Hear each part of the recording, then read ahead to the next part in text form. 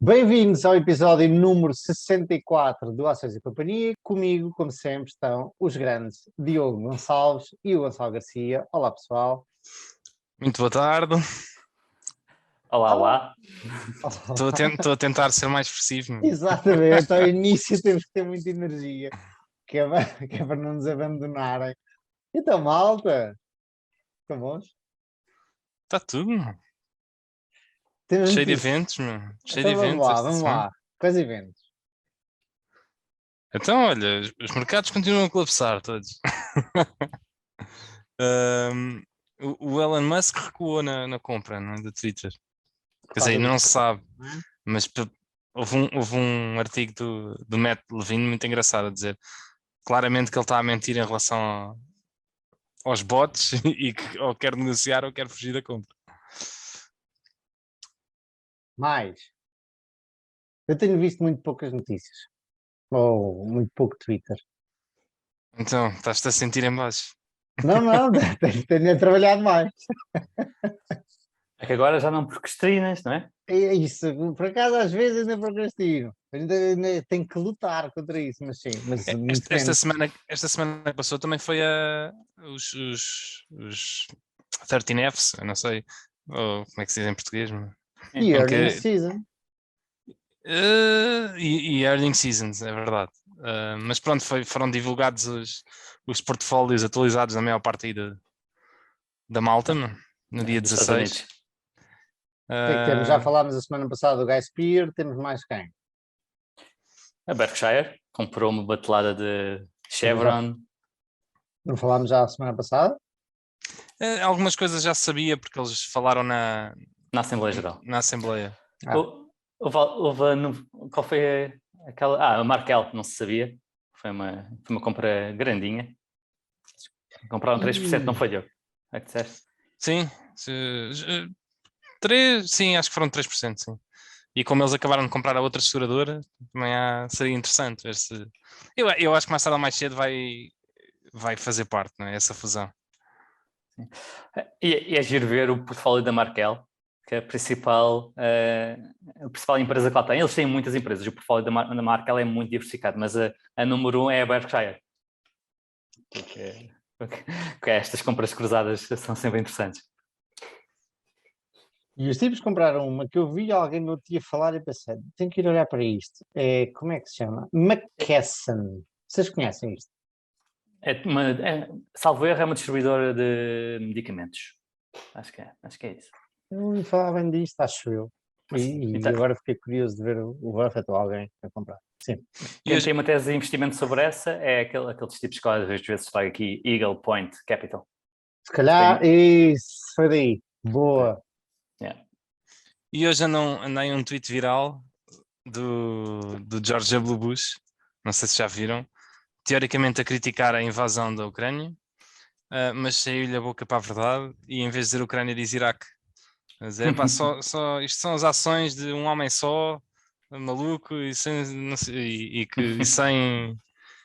nenhum suporte que é capaz de poder invadir um país como o Iraque, Ucrânia, desculpa. Espetacular. Muito giro. Mas pronto, tem sido uma época driblada. Uhum. Bom, e quais são os vossos temas? Diogo, qual é o teu tema esta semana? O meu tema, eu trago um texto que foi escrito por um antigo CEO da Sky sobre o bundling e o unbundling da televisão e dos serviços de streaming. Eu gostei de ler esse texto e estou curioso para dizer porque eu li muito rápido, li à professor Marcelo na diagonal e gostava de ter mais tempo para ler, mas é longo, não é um artigo curto, e tenho curiosidade de saber o que é que tu vens falar aqui e não, há várias coisas que tocam outros assuntos que já falámos antes, Netflix e tal. E tu, Gonçalo? O meu tema de hoje vem no seguimento da conversa final que estávamos a ter no episódio passado, em que há a percepção que nós portugueses estamos mais endividados do que há uns tempos atrás. E eu venho de trazer, eu na altura falei de alguns algumas estatísticas de memória, mas hoje trago aqui os fatos e podemos explorá-los, se estamos ou não estamos mais endividados. Tu vens acabar, tirar-nos do tapete as nossas bases do nosso senso comum, vens acabar com elas. Sim, muito bem. Sim. Mas não são só de vocês os dois, eu falo com algumas pessoas e há essa sensação que ainda estamos mais esticados do que estávamos na última crise, é transversal. Isso é um conceito psicológico. Não, espera, diz, desculpa. Isso é um conceito psicológico muito interessante, que é quando alguma coisa é verdade, não é? Efetivamente foi verdade que estávamos muito endividados em termos imobiliários, etc. Isso persiste no tempo e depois, passado décadas, parece que continua a haver esse conceito, não é, social, esse delírio social, e pode ser verdade ou não. Muitas mantêm-se, não é? Até podem ser verdade, mas outras mudam, mas continuam a manter aquela visão daquele momento. Eu não diria, e agora sem querer entrar muito no tema, porque já o vais expor, mas eu nem sequer consigo comparar com 2007, porque em 2007 andava na faculdade, não prestava atenção a nada disto e não faço a mínima ideia, não tinha essa percepção nenhuma. Mas agora, como vejo os preços das casas a aumentar e toda a gente a comprar, mas se calhar é porque na minha idade as pessoas compram casas, porque arranjam a R$100 e têm filhos e tal, se calhar é por isso que eu acho que o endividamento está a aumentar, mas não propriamente em relação a 2007. Ele está a aumentar, Aliás, o crédito imobiliário em março deste ano, acho que foi ou no primeiro trimestre deste ano, ou em março, já não sei, foi o maior desde 2014. Não é? O problema é que um ano não faz diferença, porque o crédito imobiliário é um agregado, tendo em conta que a média é de 30 anos, não é? É um agregado dos últimos 30 anos e, portanto, um trimestre ou um ano não faz diferença. Então, vamos fazer, antes, Gonçalo, não te esqueças, claro, onde vais. Força, vamos fazer uma pausa. O meu tópico tema é o management, como avaliar o management, e porque não sei se já vos falei do curso de investimento em ações do Rolling Stocks, aqui vou fazer um bocado de publicidade, estava a tratar dessa aula, curiosamente, e disse, olha, vamos cá aproveitar isto e dar algumas dicas aos nossos ouvintes e espectadores. Mas antes disso, e vamos começar já com o teu, como os nossos temas desta vez não têm nada a ver uns com os outros, podemos começar com o teu, Gonçalo, mas antes disso, vamos ao nosso disclaimer. Não baseie qualquer decisão de investimento no conteúdo deste vídeo. Não estamos registados como analistas ou consultores de investimento em nenhum país ou entidade oficial. A informação prestada neste vídeo é de caráter geral e informativo e não constitui aconselhamento financeiro. Nenhum dos participantes deste vídeo assume qualquer responsabilidade por erros e omissões, nem por danos financeiros sofridos pelos espectadores ou qualquer outra pessoa. Faça sempre o seu trabalho de análise e consulte profissionais devidamente credenciados pela CMVM. Cá estamos de volta. Gonçalo, vamos então falar do endividamento das famílias portuguesas.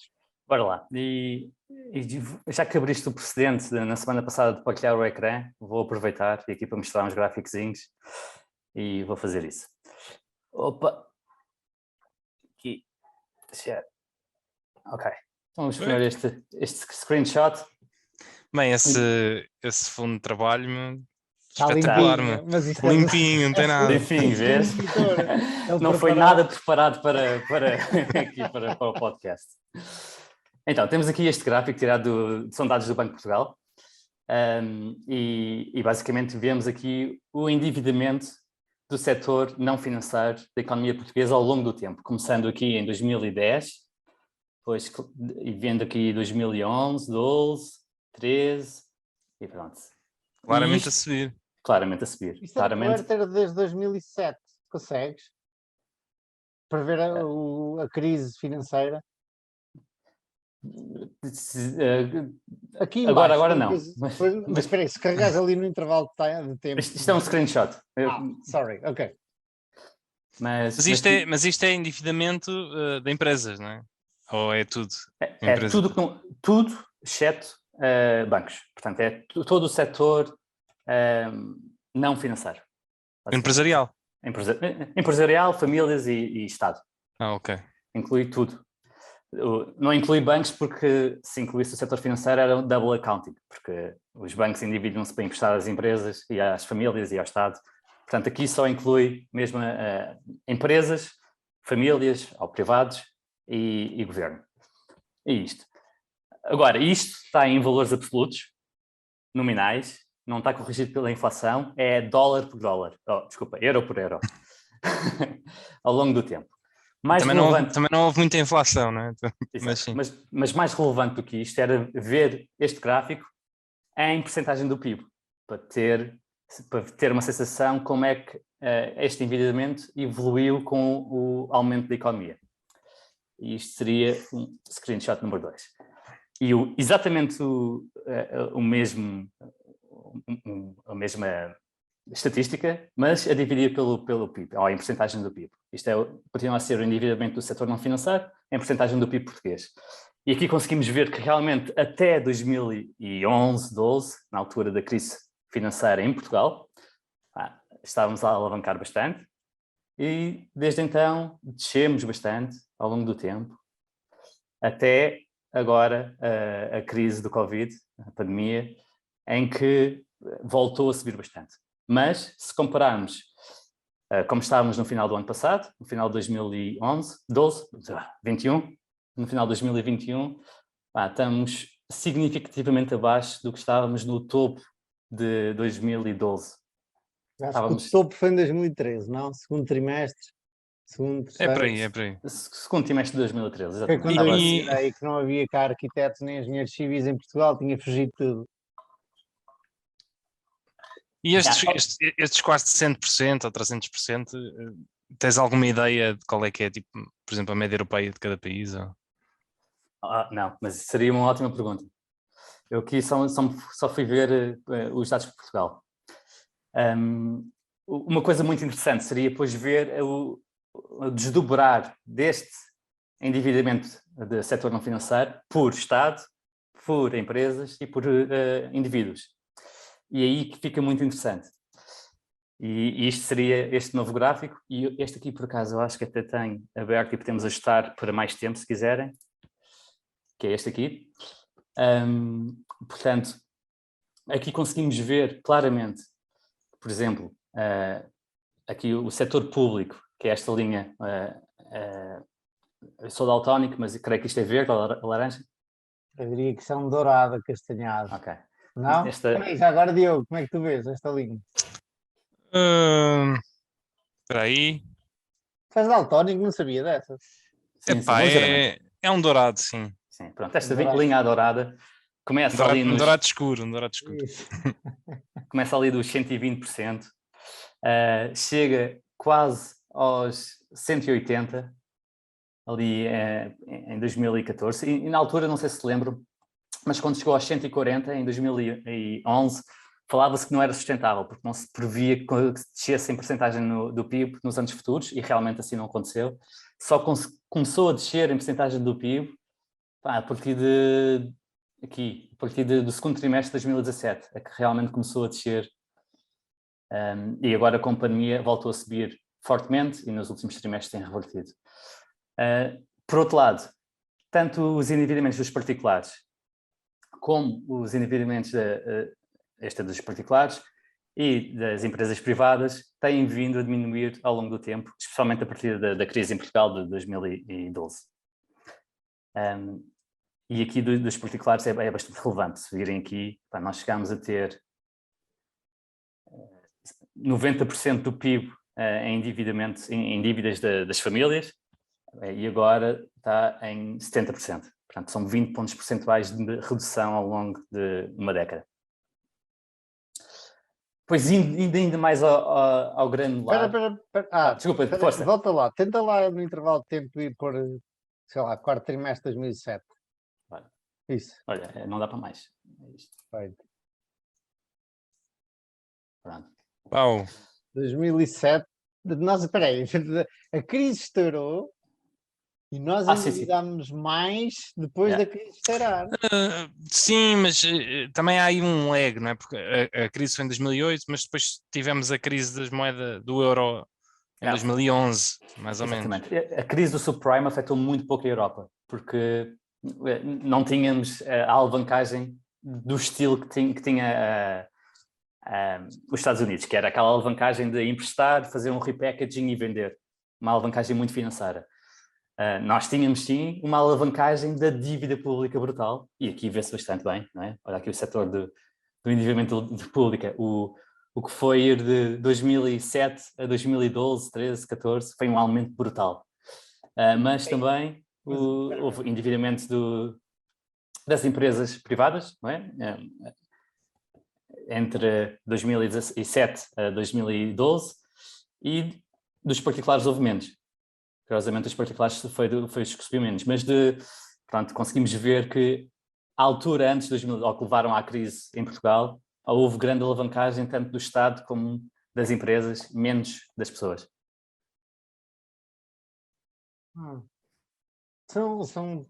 É algo que eu não estava à espera. Lá está, por isso é que tu trazes os dados. É isso. Eu tinha a percepção que a malta... Espera aí, desculpa lá. Força. 2008, 2009 estava a ver o que é que estava a acontecer nos Estados Unidos, e tudo bem que aqui o maior crescimento também é do setor público, mas de qualquer forma, e começava a precaver-se, mas o que acontece aqui parece que foi exatamente o contrário. Não, de todo, porque havia a sensação que aquilo era coisa dos Estados Unidos, que a Europa estava mais ou menos insulada e realmente os bancos não tinham grande exposição ao subprime. Portanto, achou-se que não teria grande impacto no sistema financeiro europeu. Okay. Daí ter havido este lago grande de 2008 a 2012. Ok. Boa. E aqui, sim, a grande crise na Europa foi em 2012, lá está. Indo aqui um bocadinho mais ao detalhe, e aqui olhamos concretamente para os dados do endividamento de particulares em empréstimos à habitação, portanto, basicamente as hipotecas, como tem evoluído ao longo do tempo, e já sei que o Manuel vai-me pedir para ir com isto mais para trás, e também acho que seria bom, vamos ir o mais para trás possível. Pronto, ele não aceita. Não dá. Mas só tem dados a partir daqui. Mas pronto, aqui consegui, isto são valores absolutos, portanto, não são ajustados pela inflação, não são ajustados em porcentagem do PIB, não, são mesmo valores absolutos do crédito hipotecário que existe na economia portuguesa. E em valores absolutos houve uma redução brutal desde 2011. Eram 124 bis e o mínimo foi menos que 100 bis, e depois e agora, lá está, a percepção que temos é que tem vindo a aumentar, e realmente tem vindo a aumentar. Há aqui uma descontinuidade, que teria de ler as notas para perceber, claramente esta queda não faz sentido, mas... Há aqui outra questão que também é importante ver, que é, lá porque caiu muito não quer dizer que esteja baixo. E eu não faço ideia, não tenho contexto para perceber se mesmo assim há muita dívida imobiliária ou não. Eu acho que era preciso olhar mais para isso, mas efetivamente houve uma desalavancagem, não é? Tem havido até ali 2019. Agora, lá está, eu não faço ideia se esse valor é baixo ou não. Para mim esse valor é alto, quer dizer, 125, está à volta de 109 mil, não é? Agora está à volta de 100. É metade do PIB português, não é? Para mim é um valor alto. Sim, mas não faço ideia, lá está, não percebo disto. Sim, são 100 mil milhões neste momento. Nós somos 10 milhões de pessoas, portanto 100 mil a dividir por 10 são cerca de 10 mil euros por português, em que está investido, ou se deve em crédito hipotecário. Portanto, dá assim uma ideia para perceber quando cada português, se todos tivessem esta dívida, estava a dever de crédito hipotecário, incluindo crianças, velhotes e tudo, não é? Seriam uns 10 milhões. Outros dados que eu achei interessantes é pôr isto em contexto com o que se passou com a nossa riqueza, também em valores absolutos. E aqui, chegamos aqui ao último gráfico, que basicamente mostra... Desculpa, só aqui para contextualizar, estava a olhar agora para a dívida imobiliária nos Estados Unidos, e é mais ou menos o mesmo que está em Portugal, ou seja, o PIB americano é 21 trilhões e a dívida, o crédito imobiliário das famílias é à volta de 11 trilhões, portanto é limitado. E se me parece, 109 também é mais ou menos metade do PIB português, portanto há de estar ali mais ou menos ela por ela. E pronto, aqui também para perceber a alavancagem convém perceber o que é que se passou no património das pessoas, não é? E assim é que, para além de ver em relação aos rendimentos, em relação ao PIB, podíamos ver em relação ao estoque de riqueza que cada pessoa tem, ou neste caso da economia inteira. E aqui temos 3 linhas. A primeira é o património total, que incluindo aquilo que é financiado por dívida, portanto seria o bruto. A segunda linha é o património total líquido, ou seja, extraindo a dívida, e a linha de baixo é só o património dedicado à habitação. Pronto. Esse E aqui, património dedicado à habitação é tirado de onde?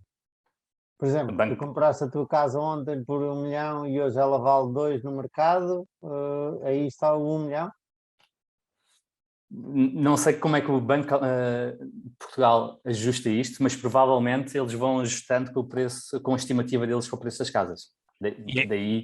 E é o teu capital próprio, não é o valor da casa. Isto seria o teu capital próprio, o valor, aliás, o valor, a estimativa do valor da habitação. Menos a tua dívida. Não, este aqui também seria bruto. O que será menos a dívida Então calma, eu compro agora uma casa que vale 400 mil euros, não é? Gasto 40 mil e de repente o meu património é de 400 mil euros? O teu património em habitação é de 400 mil euros, o teu património líquido é 0, não é? Se foi tudo investido com dívida. Mas aqui são 3 linhas diferentes. A primeira é o património bruto, inclui casas, empresas, investimentos em bolsa, tudo. A segunda usa a primeira linha menos a dívida que tens, portanto este gap é basicamente a dívida da economia. Depois a terceira é só o que está investido na habitação. E deixa eu ver se isto está para pôr mais para trás. É só porque esses valores de património fazem um bocado de comissão, não é? Porque incluem a dívida, quer dizer, eu tenho 100 mil euros investidos na bolsa, 0 dívida em empresas. Mas o meu património é de 100 mil. O meu património é de 100 mil. Agora alavanco-me 5 vezes. Sim. O meu património é até 500 mil, não, o meu património é igual. Pronto, ok. 100 mil, na minha opinião. Mas... A segunda linha exclui isso. A segunda linha, esta linha do meio, estás a ver? Ok. É património dos particulares, património total líquido, portanto, líquido de dívida. E se vires bem, a diferença, o delta entre essa e com dívida tem vindo a aumentar um bocadinho, mas o património em si tem vindo a aumentar também. Pronto, e neste momento o património líquido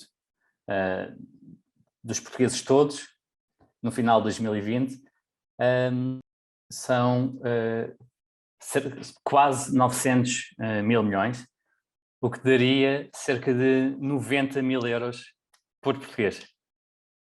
Portanto, que mesmo assim é um montante considerado. A parte disto serão as casas, obviamente, a grande parte, como estamos a ver, cerca de metade está investida em casas. Em casas são cerca de 42 mil euros por português. Portanto, sim, não há de ser grande novidade que a maior parte do nosso património está em ativos imobiliários. Agora voltando à questão de há bocado, só para pensar alto. 2010 estava no topo, depois de 2013 estava em baixo. Isto é porque nós, de repente, vendemos património a estrangeiros, porque o património, em princípio, estava cá todo na mesma, não é? Tipo, não andámos a destruir casas. Não, na linha de baixo, só por ser habitação. E de 2010 para 2013 desceu. Isto porquê? Porque o valor das casas desceu? Exatamente. O valor das casas em 2011, 12, 13 e 14 caiu bastante. E antes tinha aumentado bastante. O estoque de casas também deve ter aumentado qualquer coisa, o que contribui também para esta tendência positiva. Mas, basicamente, esta tendência é principalmente explicada pelo valor de mercado das casas ter tendência a aumentar também. Isso é uma coisa que os americanos têm muito, eles sabem o estoque das casas que têm em construção e tudo. Nós, será que temos também isso? Devemos ter Instituto Nacional de Estatística ou qualquer coisa assim do género, não? Deve ser aí, provavelmente. E pronto, isto para dar a ideia que não só desalavancarmos, como o valor pelo menos teórico, do nosso património subiu. Portanto, desalavancámos em valores absolutos, temos menos dívida, pelo menos excluindo o Estado, obviamente, aí o nosso património subiu. E, se bem se lembram, o argumento começou com a subida das taxas de juros e iriam entalar muita gente. E portanto, este é o último gráfico que eu trago hoje, prometo, já chega de gráficos, mas conseguimos aqui ver que na altura da crise em Portugal, 2011, houve uma subida grande das taxas de juros, subiram de 1,5% para 2,1% em um espaço muito curto de tempo. E isto entalou muito o mercado, e depois a juntar toda os aumentos dos custos de financiamento das empresas e do próprio Estado. Portugal estava a pagar, tinha uma yield to maturity das suas obrigações acima de 10% e chegou aos 15%, que é um absurdo, e claramente se pagassem aquilo não ia ser sustentável e terem precisado da ajuda da Troika. E para colocar em perspectiva, o que se paga agora, pagava-se muito pouco, não é? A taxa era negativa em 50 basis points e agora subiu de menos 50 para mais 24. Portanto, é uma subida grande, é um salto grande, mas o valor absoluto da percentagem, digamos assim, não tem nada a ver. Puxei até 2005, se faz favor. Era maior.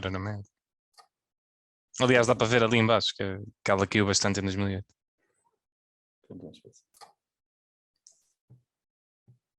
Ela subiu, foi muito, ali de 2006 a 2008, depois desceu a fundo. Lá está, nós não tivemos a mesma queda ou a mesma crise ao mesmo tempo que os americanos, mas as taxas de juros desceram ao mesmo tempo.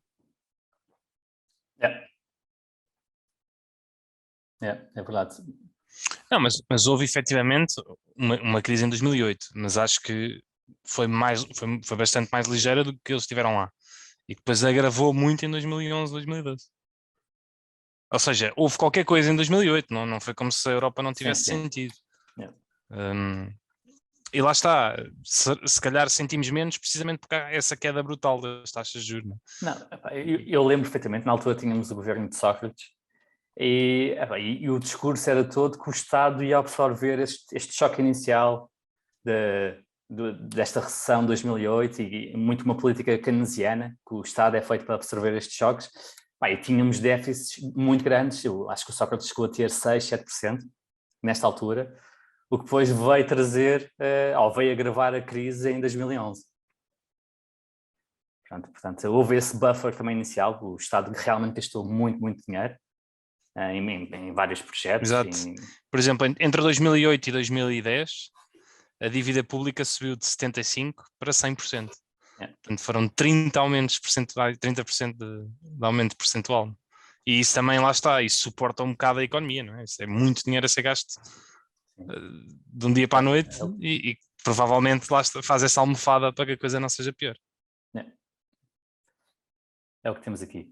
O setor público todo, incluindo Estado, empresas públicas, governos, autónomos e afins, subiu de 90 em 2008 para aqui para 2011 já estava 140.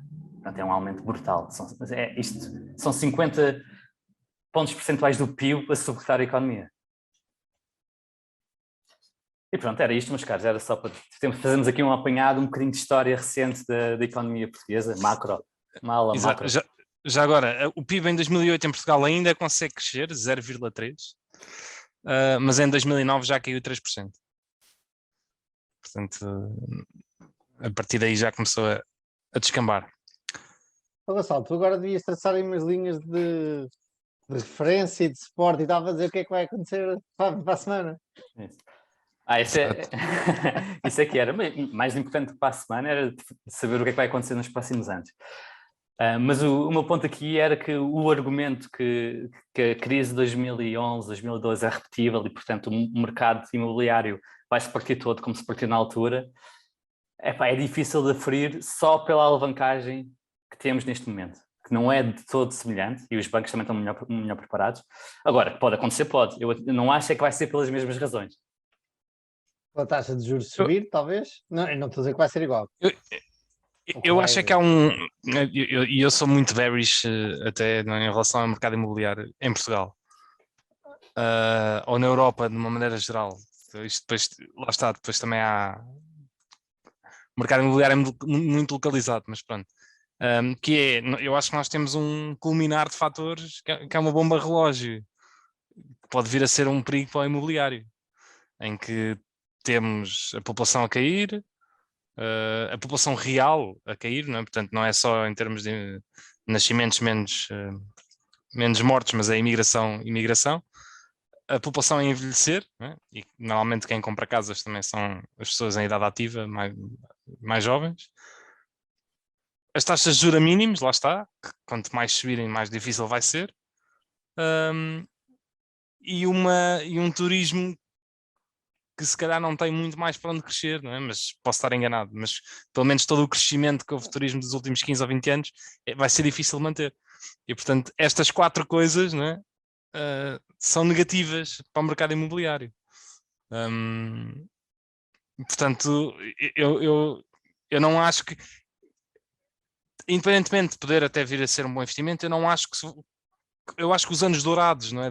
Por assim dizer, do imobiliário já acabaram. Nos anos 70 ou nos anos 50 tínhamos o efeito totalmente contrário, não é? Que era população galopante, não é? A crescer, era o êxodo rural, toda a gente a vir para as grandes cidades, era as taxas de juros altas e a descer, não é? E era exatamente esta bomba relógio ao contrário. E acho que isso acabou, não é? Agora, eu não acho que eu também não estou a esperar que haja uma hecatombe imobiliária como houve em 2012 ou 2011. Também acho que, podendo acontecer, acho que não é algo muito provável, pelo menos. E pronto, olha. De acordo. Cuspi assim. Não, o que disse E faz não, sentido. e não é assim tão raro, nós temos a ideia que o imobiliário cresce sempre, mas não é assim tão raro encontrar mercados onde o imobiliário caiu passado 10, 20 anos. E nos Estados Unidos, apesar de, por exemplo, os Estados Unidos ser uma população a crescer, ao contrário de nós, e ter um déficit de construção de casas desde a crise de 2008, etc., eu encontro estados, nos Estados Unidos, em que o valor das casas caiu na última década, ou caiu nos últimos 20 anos. Porquê? Porque são estados que perderam população. Eles estão a crescer, mas não é igual em todo lado. Mas Portanto, como disseste, é muito localizado. Se virmos e depois depende por onde é que olhamos. Se olharmos para as grandes cidades, eu ainda ontem estive num evento ali na fábrica de Braço de Prata, sei lá, com 150 pessoas, e se havia 50 portugueses, e tudo malta nova, se havia 50 portugueses era muito, era tudo estrangeiros, muitos americanos a viver aqui. Portanto, existe não só de turismo, mas existe, e especialmente depois por causa destas histórias também, e esta malta nova não sofre disso, mas por causa destas histórias dos reformados poderem vir para aqui pagar menos impostos, existe muita gente, então a Lisboa é um absurdo, a vir morar para cá, em nómadas digitais e tudo isso, a vir morar para cá que não se via aqui há uns tempos atrás. Pois lá está, se calhar outras cidades, ou vilas, ou aldeias não têm ninguém e realmente está a piorar. Portanto, é realmente muito, muito localizado. Mas nos grandes polos, que é onde há emprego, que são as cidades, existe uma vontade de estrangeiros com mais poder de compra virem para cá e virem para cá viver para os melhores sítios, porque um americano, para ele pagar 1.300 euros por um apartamento não é nada, depende do americano, obviamente, mas tenho ouvido vários amigos que têm falado sobre isto. E, portanto, aquelas casas que tu querias, que estão aqui, que têm vista para o rio, ou que estão perto de alguma zona que tu gostas ou do teu trabalho, de repente são assambarcadas por estrangeiros com maior poder de compra. Portanto, claro, e isto também tem a ver com localização, ou seja, imagina, o preço das casas até pode cair em Lisboa nos próximos 10 anos, mas certas zonas subirem bastante, não é? Porque, lá está, pode cair generalizadamente, mas o beato vir a crescer. E tu teres uma situação em que o beato cresceu 20% ou 30% e Lisboa caiu 10% ou 5%, como em agregado. Portanto, isto depois, obviamente, que isto depende muito. Agora, isto é de um nível macro. E tu também podes estar numa indústria, lá está, a perder terreno e tu fazes dinheiro nessa indústria, não é? Se conheceres muito bem aquilo que se está a passar lá dentro. Isso, especialistas, eu não estou aqui a dizer para fugirem, eu estou só a dizer.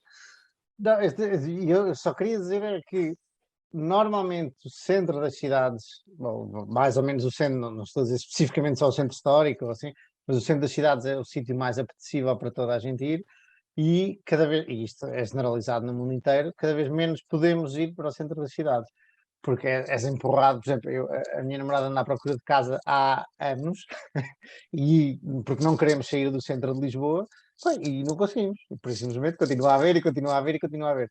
E, portanto, geralmente os jovens casais são empurrados para os subúrbios, onde tu chegas de carro, sobes para o teu apartamento, não vês ninguém, desce, vais trabalhar e a tua comunidade é a empresa, é o trabalho, não o bairro e não a zona onde estás. E quando sais de casa, olhas à volta e não tens nada, tens carros, eventualmente um parquezinho para o cão e tens muito menos, não tens atividade, ok? Para muita gente, eu não estou a criticar, para muita gente é muito bom porque tem a sua atividade nas empresas. Eu gosto de viver no centro da cidade e estar ao pé de muito mais gente a fazer atividades. E, logicamente, estes são os sítios mais apetecíveis e os mais difíceis para ir viver. Portanto, venham-me com o macro à vontade. Eu quero é saber aquilo que gosto e esse gosto e não duvido que continue a subir porque cada Mas vez mais. estás a falar de comprar uma casa para viver, isso não tem, aí isso não tem a ver com investimento, na minha opinião. Está bem, ok. Sim, mas como eu, há outras pessoas que também querem centro da cidade e quem compra, eventualmente, pode comprar, pode ir para os sítios mais apetecíveis. Mas isto tudo só para dizer que o Sem dúvida, facto de aliás, termos Ryanairs e termos internet e termos Zooms e termos agora este avanço tecnológico ou de percepção de podes trabalhar em qualquer lado, eu diria que por um lado, lá está isso, é daquelas coisas que macros que nunca conseguimos ter a certeza. Por um isso lado é, podes ir para o campo e para a praia trabalhar, mas por outro podem vir os americanos todos e malta com muito mais poder de compra viver para a Califórnia da Europa que é Portugal. exato, mas eu até diria que isso até é negativo para os centros das cidades, lá está. Porque se eu posso trabalhar de qualquer lado, Opa, se o que é calhar. certo é que as pessoas gostam de comunidade. Isso é verdade, mas se tu vais aqui, no outro dia passei no Starbucks do Corte Inglês, está sempre completamente cheio de malta ao computador. Ok? Portanto, aquela malta está ao computador sozinha, podia estar no campo, mas escolhem estar no centro de Lisboa, à volta de outras pessoas ao computador. E não falam umas com as outras, mas gostam de estar acompanhadas de outras pessoas. Não falam no Starbucks, pois nas noite, na noite já é diferente. Eu percebo isso tudo. É difícil perceber as dinâmicas para o futuro. Mas o meu ponto era só que não estamos assim tão alavancados em comparação com níveis históricos. Era só o meu ponto. O Estado sim, o Estado sem dúvida. Está o mais alavancado de sempre. Este episódio vai servir para eu referenciar, quando as pessoas disserem, às vezes referencio os nossos episódios, olha, então vai ver aquele episódio e mando o link. Este vai servir para referenciar para quem me disser que estamos muito alavancados, que era a minha ideia também. Olha, eu não estou. Portanto, alguém está por mim. Vamos ao teu tema, Diogo. Vamos ir ao meu tema. Então, o que é que eu trago aqui? Pá, isto é uma área que eu percebo pouco, mas que acho interessante. Que está ligado, obviamente, a toda. Percebo pouco enquanto investidor, não é? Mas enquanto consumidor, acho que todos nós, que nos afeta um bocado a todos. E então tem a ver com, lá está, com duas grandes tendências que estão a haver na televisão, na indústria do entretenimento, no geral. O primeiro é a mudança, não é, da televisão linear, como eles chamam, para um sistema de streaming.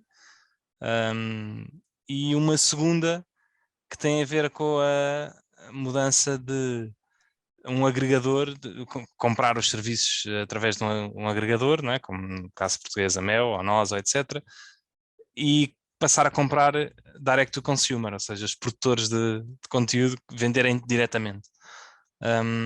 E isto são duas grandes tendências que têm acontecido ao longo das últimas décadas, se calhar uma década ou duas já, em que uma das métricas muito utilizadas, por exemplo, nós cá nem temos isso, acho que isso nem acontece muito ainda, eu acho que até ainda tem vindo a subir, mas nos Estados Unidos é o chamado cord cutting, não é? Que é o número de pessoas que cancelam os serviços das operadoras, não é? Porque prefere ter internet só e fazer tudo através da internet.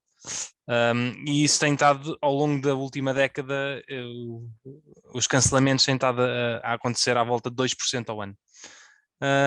E chegamos a uma altura, como é que estamos agora, em que mais ou menos, eu já encontrei várias fontes sobre isto, também não tenho a certeza se este número é fidedigno ou não, depende um bocado do que é que está a ser contabilizado, mas 1/3 do consumo de televisão hoje em dia é feito através de plataformas de streaming.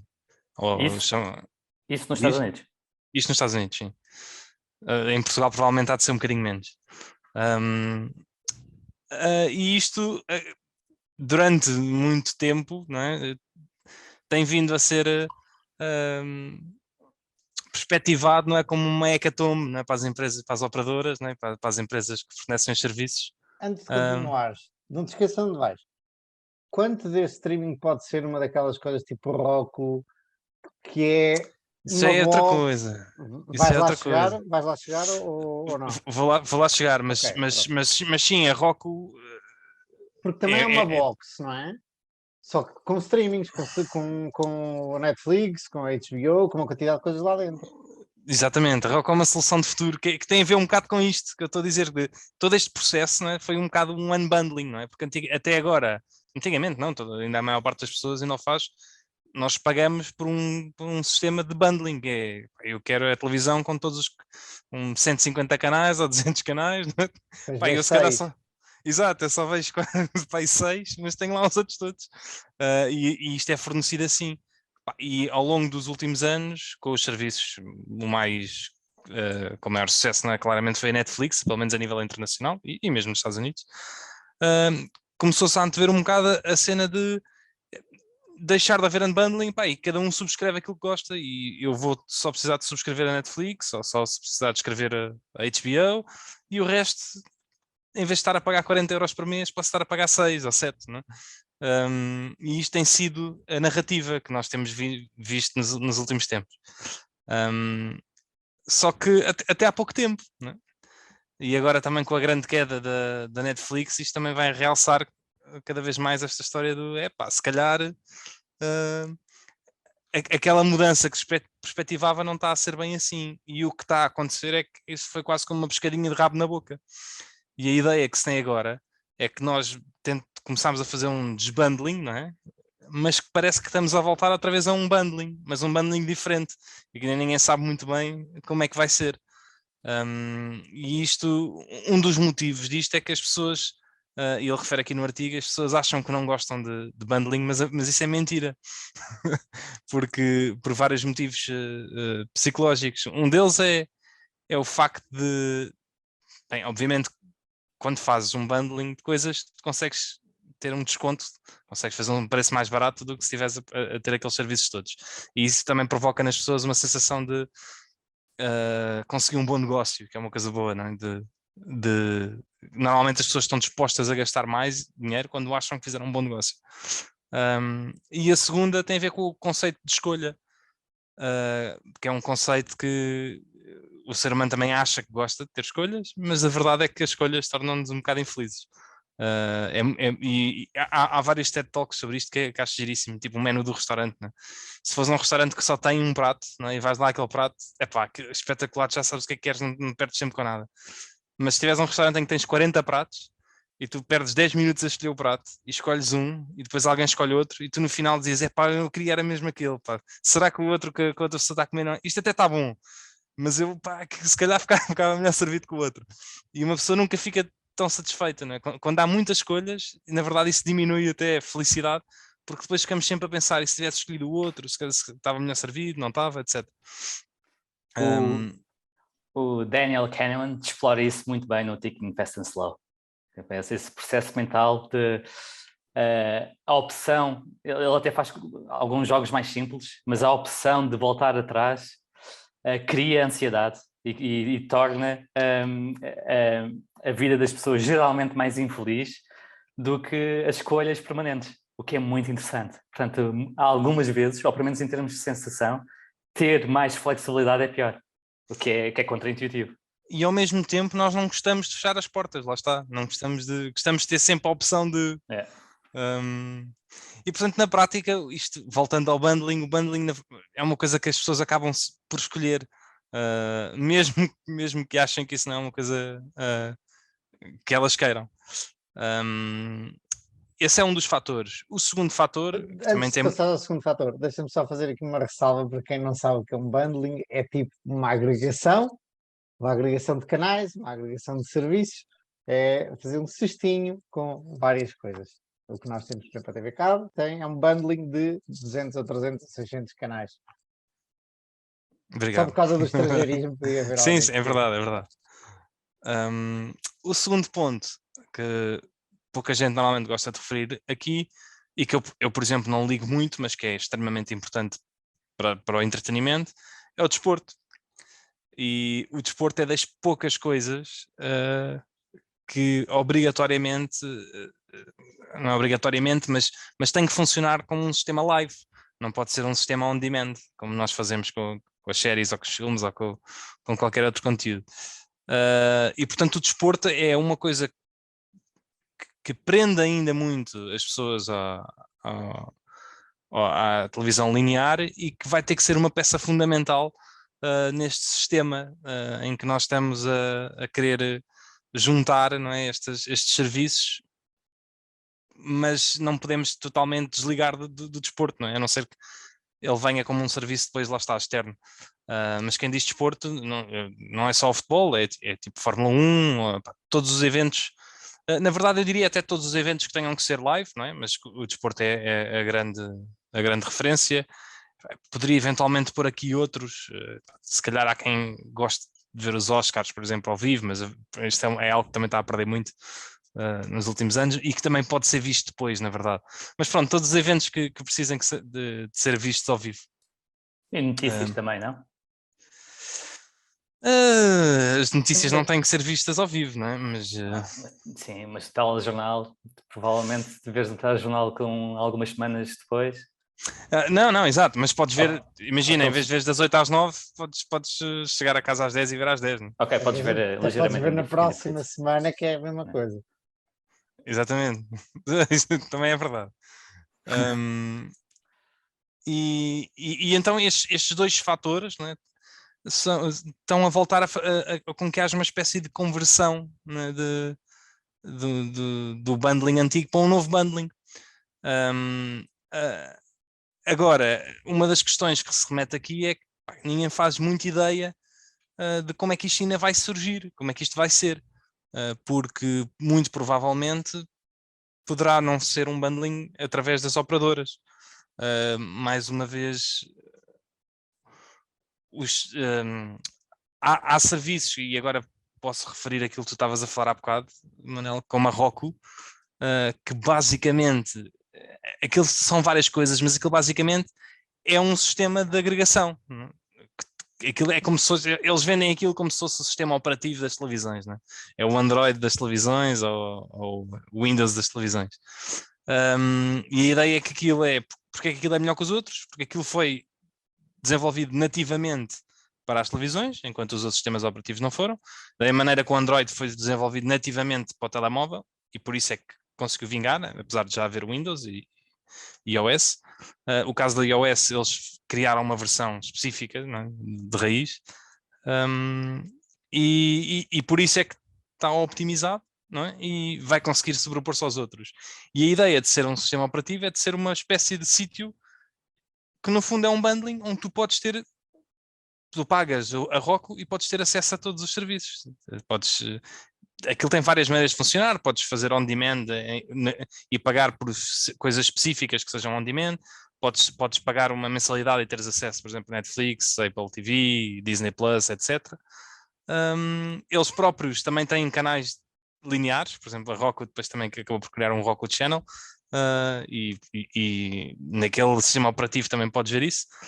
Mas no fundo o que a Roku vem fazer é um bocado que as operadoras antigas faziam, que é uma espécie de bundling, mas para a época moderna. Mas pode haver outras soluções, e ainda ninguém consegue perceber como é que isto se vai desenvolver, mas uma das ideias que está a vir para ficar é que esse bundling vai voltar a acontecer de uma maneira ou de outra. E ele, o senhor da Sky, antigo, neste momento até já nem está lá, acaba o artigo a dizer, com 3 conclusões ligadas a isto tudo, e que algumas até já se nota que a partir deste ano já começaram a acontecer. Uma delas é esta guerra de streaming que tem a ver entre todas as plataformas, é altamente prejudicial para os desenvolvedores de conteúdo, que antigamente, lá está, bastavam de pagar para ter um espaço lá ter um canal na Mel, não é? E depois recebiam uma porcentagem pelo sharing, que era muito mais fácil. Eles, na verdade, eles não tinham que tratar de nada, não tinham que tratar de marketing, não tinham... Qualquer canal de televisão antigamente, por exemplo, a Discovery não tinha que se preocupar com nada. A Discovery negociava, por exemplo, com a Mel, os canais todos apareciam lá, e a Mel é que tinha que vender, gastar o marketing, ir tipo, angariar os clientes, etc. Eles só tinham que produzir os conteúdos e de vez em quando renovar o negócio com estes content providers, no caso de Portugal são as operadoras. Hoje em dia não. Hoje em dia eles vão ter que claramente ganhar os seus clientes e portanto o seu conteúdo tem que... se aquilo não tiver a ter sucesso, os únicos responsáveis vão ser eles próprios e o conteúdo que eles produzem. Tem uma vida muito mais complicada. E então as 3 conclusões são que vai haver uma diminuição nos gastos de conteúdo, não é? De streaming. Não há hipótese, não é? Estes bilhões e dezenas ou centenas de bilhões que estão a ser gastos anualmente vão cair. A segunda era que, obviamente, que a publicidade digital, não é, ligada ao streaming, praticamente, não vou dizer inexistente, mas é muito inferior à televisão linear. Apesar do streaming hoje em dia já ser 1/3, muito pouca publicidade é gasta na parte do streaming, e que a publicidade vai ter que crescer nesses ambientes, de alguma maneira. E a Roku, por exemplo, no caso dela, está muito bem posicionada para poder ela própria, como lá está, como é um sistema de bundling, ter esses sistemas de publicidade, a fazer crescer esses sistemas de publicidade no streaming. E o terceiro é que inevitavelmente vai ter que haver uma subida de preços destes serviços, e que ao haver essa subida de preços mais favorece a um sistema que consiga agregar isto tudo e portanto mais rapidamente vai permitir essa agregação. Agora, quem é que vai beneficiar com isto, não é? Quem é que vai conseguir agregar isto? Ainda ninguém sabe. A verdade é que ainda ninguém sabe e há várias teorias. A Roku é um dos tais potenciais. O Ben Thompson, que é o criador daquele podcast muito conhecido que é o Strategy, eu acho que não é assim que se diz, mas é qualquer coisa do género. Ainda há pouco tempo escreveu um artigo em que diz Goodbye Cable Companies, Long Live the Cable Companies, que é um bocado do género. No fim disto tudo, não é? Quem é que pode vir a ter isto? Porque também nos Estados Unidos a agregação não é tanto como cá. Nós cá, por exemplo, temos a Mel e a nós que têm tudo, não é? Eles têm o Wi-Fi, o cabo, fazem a agregação dos conteúdos e têm tudo junto, não é? Mas nos Estados Unidos isso não funciona bem assim. E o que ele estava basicamente a dizer é que os fornecedores de internet podem ser um dos potenciais e que durante estas décadas se viram como os perdedores desta guerra toda. Na verdade podem ser eles os vencedores finais e tendo um papel mais ativo nesta agregação, mais uma vez. Portanto, ninguém sabe se vão ser se vão ser as empresas de cabo, não é? Que vão conseguir, apesar de tudo o que se tinha dito, fazer este papel agregador, se vai ser soluções como a Roku, ou se vai ser outra solução qualquer, que ninguém faz ideia. Mas a tendência e aquilo que ele acha que vai acontecer é que vai ter que haver um novo bundling mais tarde ou mais cedo. Além deste senhor, por exemplo, o John Malone também era esta opinião e em vários artigos que fala, voltou a dizer que mais tarde ou mais cedo vai haver principalmente quanto mais conteúdo houver, se houverem 7 ou 8 serviços ou 10 de streaming, mais tarde ou mais cedo vai ter que haver uma agregação outra vez. Eu acho que não precisavas de ir tão longe. Eu próprio já tinha dito isso. Pá, tu queres Netflix e depois queres assistir ao Star Wars que está na Disney. E depois queres, sei lá, o Panda. Panda não se paga, mas podia pagar para os teus filhos. E obviamente alguém que consiga negociar com todos eles, olha, eu trago-te de uma vez 1 milhão ou 10 milhões de subscritores, fazes-me um desconto, é como qualquer outro produto, não é? Sei lá, os seguros ou os supermercados chegam ao fornecedor e dizem, pá, experimente, ou dizem, olha, eu trago muitos mais compradores, faz-me um preço melhor. E tu vais poder comprar Netflix muito mais barata através de um bundler, de um distribuidor. Lá está, quem é que vai ser, não sabemos ainda. E isso vai dar poder a esses agregadores e vai retirar poder às empresas de conteúdo, de produção de conteúdos. A não ser que lá está, que elas consigam se moderar, né? E deixarem de gastar os rios de dinheiro que estão a gastar e começarem No outro dia, sem querer fugir para a conversa ou para a discussão Netflix Disney, li um tipo a dizer com um argumento interessante que era a Netflix ainda não conseguiu criar nenhum franchising como o Star Wars. Por exemplo, a Disney tem vários franchising Star Wars, sei lá, anda a ver outros. Mas Star Wars é aquele que eu me lembro melhor, que dá para fazer uma quantidade de spin-offs e tem que gastar muito mais do que a Disney a criar novo conteúdo a toda a hora, porque ainda não conseguiu criar nenhum que realmente aguente muitas spin-offs. Eventualmente há um ou outro, vocês não tinham falaram do Better Call Saul, mas não tem ainda tanto poder e não está nas mentes de tanta gente, ou no imaginário de tanta gente, e tem que gastar muito mais dinheiro do que uma Disney, e apesar de a Disney eventualmente ter produções mais caras, esse pode ser um argumento que eu não sei, mas o facto da Disney ter estes franchisings todos e estas personagens, tudo que estão na memória das pessoas, é uma vantagem competitiva muito maior que lhe permite, se quiser gastar menos dinheiro do que uma Netflix, tem que constantemente estar a criar personagens e a ganhar o cliente. Mas eu acho que isso é algo que não é possível de criar de um dia para o outro, não é? Essas personagens, isso está no arquétipo, isso demora décadas a tu conviveres com isso, não é? Que é para fazer parte pronto, lá está, do arquétipo social. Eu acredito que a Netflix consiga fazer isso, mas lá está, vai demorar muitos anos, não é? Eles não fazem a coisa com melhor qualidade agora e de repente já têm essa viralidade. Isso demora. É como saírem mais filmes da história do Harry Potter, não é? Isso hoje em dia consegue continuar, mas isso já há 20 anos que se está a construir isso, não é? O que a nas Netflix podia fazer era comprar tipo direitos de um Harry Potter ou de um Mas esses Senhor dos pertencem à Anéis. HBO. A HBO que tem pouco interesse em. Pronto. Mas a HBO conseguiu fazer isso com Game of Thrones e agora vai fazer uma prequela também. Fez isso com o Harry Potter. E A HBO tem muita qualidade. Tá? Sim, eu gosto muito da HBO. E tem conseguido fazer realmente criar estas séries que são intemporais e mesmo Sopranos. Há muita gente a ver Sopranos de raiz, há muita gente a ver Friends de raiz nos dias de hoje. Portanto, é curioso que estas séries ficaram mesmo intemporais. Seinfeld também. E os Friends e o Seinfeld estão na Netflix, não está? E Sopranos? Não. O Seinfeld está. Acho que já não. Eles tinham os direitos e depois passou. Ok. Eu acho que o mesmo aconteceu com o House, era da Peacock ou assim, e voltou para eles.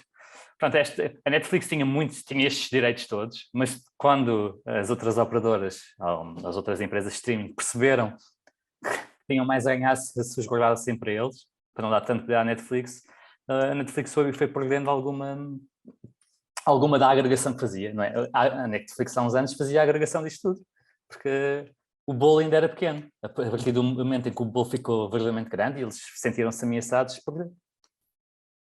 É curioso, isso faz-me lembrar um tema que eu ainda não tenho bem dominado, mas posso lançar aqui o início, que é o jornalismo. Os jornais, especialmente com a internet, se vocês virem, agora é um produto de commodity. Tipo, para vocês, qualquer jornal que liguem, telejornal, é tudo igual. Eu falo de televisão, é tudo igual porque é tudo distribuído pelas, como é que chama? As Reuters e as agências de luz, agências de notícias. E já não se faz tanto jornalismo in-house, porque já não se paga tanto, porque se tornou comoditizado, porque a internet veio e conseguimos ter, agora já menos, mas conseguimos ter notícias facilmente na internet. O que fez com que, acredito eu, os jornalistas, e agora como é que ganham os canais de televisão, ou como é que ganham a audiência? É com personagens, com comentadores, eles prendem-nos ao comentador X ou ao comentador Y, porque a notícia é igual em qualquer canal. O que me faz pensar que muitos bons jornalistas e escritores devem ter ido para outros meios, sei lá, ou blogs ou subscrições, ou não sei. Mas um dia, se calhar, voltamos ao mesmo, como agora o Diogo estava a falar de voltarmos ao cabo, voltamos ao mesmo porque as pessoas querem ler coisas de qualidade e alguém tem que bandelar esses jornalistas e esses escritores todos. Eventualmente ainda há alguns jornais, eu por acaso não leio muitos, mas acredito, sei lá, o Expresso talvez tenha muitos artigos de opinião interessantes e pessoas e coisas que não são, que não se repetem noutros jornais. Podem estar a falhar alguns. Sim, aqueles comentadores, como era o Marcelo Rebelo de Sousa na TVI, e como é agora o Portas. Mendes, o Portas, exatamente. O Portas que não deixa falar ninguém. Vocês já repararam? Quando reparam é irritante. O gajo nunca deixa acabar o... Já não lembro como é que se chama quem eu entrevisto, ou quem conversa dele, nunca. E fala sempre por cima dele. Quando começas a reparar nisso é tão irritante. Sim. Não, mas sim, mas isso é exatamente, são personagens carismáticas que prendem o espectador àquele comentário e que quem gosta, gosta e quer ver todas as semanas, portanto é quase um hábito. Outra coisa curiosa que se notou na Netflix ao longo do tempo é que ao início ela própria só fazia bundling, não é? Comprava os shows já existentes, ou as séries, ou os filmes, colocava lá tudo e só distribuía. A grande mudança foi terem começado a fazer o próprio conteúdo, não é? E se bem se lembram, foi com o House of Cards, o Kevin Spacey, e foi uma mudança muito grande e curiosamente o Malone fala disto, que ele até falou com o CEO antes de tomarem esta decisão de produzir o próprio conteúdo e o CEO dizia que não vamos fazer, não, é muito intensivo em capital, não faz sentido. E o Malone dizia que não acreditava porque era o passo lógico a seguir, porque só assim é que não ficavam nas mãos dos produtores de conteúdo. É verdade. Concordo plenamente. E pronto, este é o meu tema. É um conceito interessante. É giro de se ver. Eu não tenho nada em nenhuma empresa de streaming, nem de cabo, portanto, mas não faço a mínima ideia do que é que vai acontecer. É como dizes, há muitas peças rolantes encaixadas umas das outras e é difícil perceber como é que isto vai tudo encadear e perceber quais são as peças que vão ser vencedoras. Eu consigo ver um bull case para a Roku e claramente acho que consigo ver também um bull case para a Disney. Sim, o cabo para mim tem outras nuances, mas o cabo vai sempre existir, na minha opinião. Mesmo sendo ele agregador ou não, ele vai sempre existir porque as pessoas vão ter que sempre pagar para a internet. Yeah. E portanto, a não ser que a Starlink do Elon Musk consiga fornecer internet a toda a gente, tipo, via satélite, mas vai sempre existir. Mas consigo ver para a Disney, mesmo para a Netflix, apesar de tudo o que se está a passar, e claramente para a Roku. Agora, eu não faço ideia, acho que há muitas variáveis aí e há de ser muito difícil.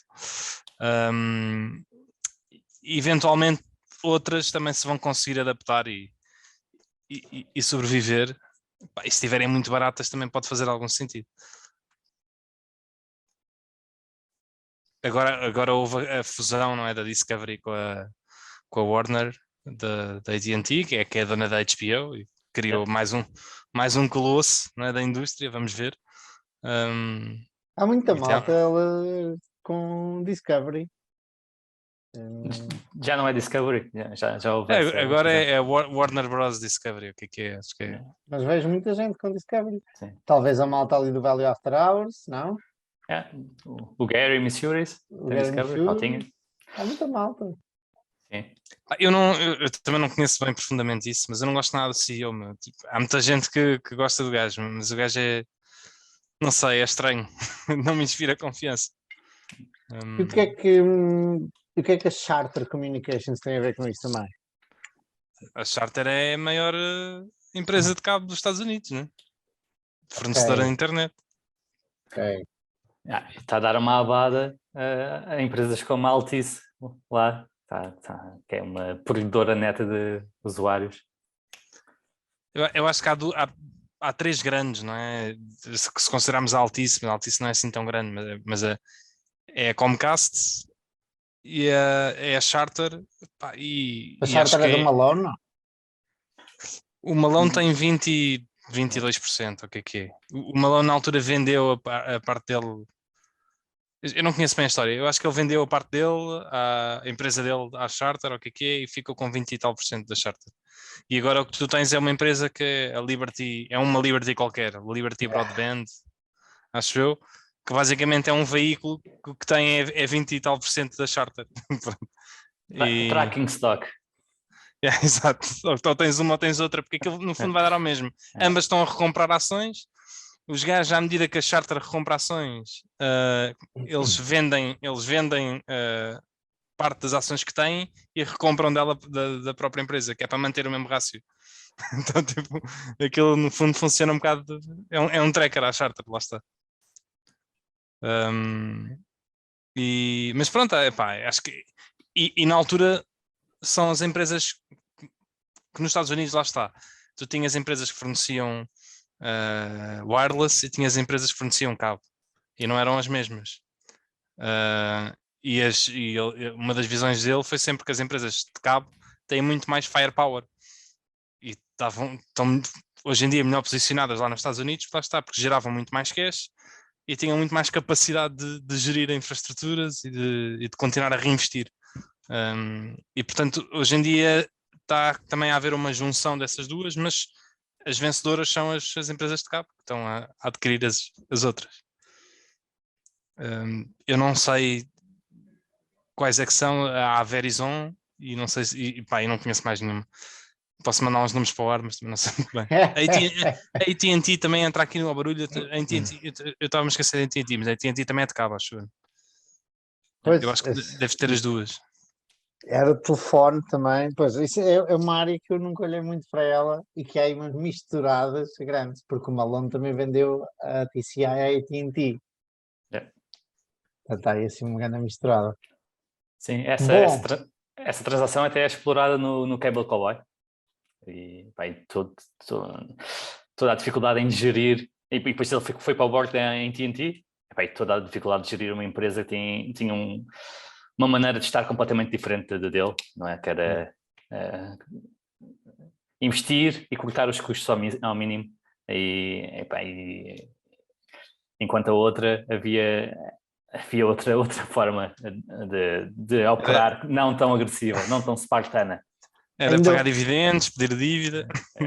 Ainda hoje temos que agradecer ao Malone por as empresas de cabo e dessas telecomunicações e desses bundles terem um serviço tão mau e ligarem tão pouco aos clientes, porque a cultura é curiosa. A cultura de uma indústria inteira vem de uma empresa e vem do Malone e vem do início.